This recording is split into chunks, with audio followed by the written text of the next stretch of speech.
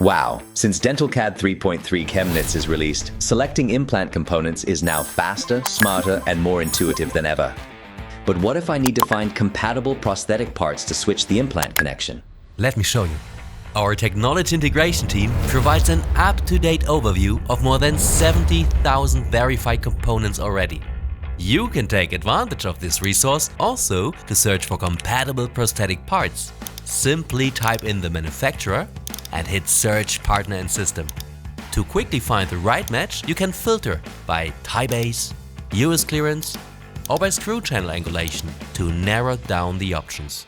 If you're planning to print models, including implant analogs, you can check here for compatible model creator libraries.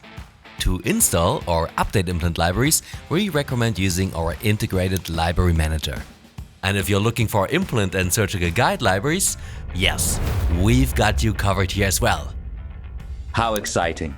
Let's upgrade and bring the new features to life. And if you'd like to learn more, watch the full highlights video.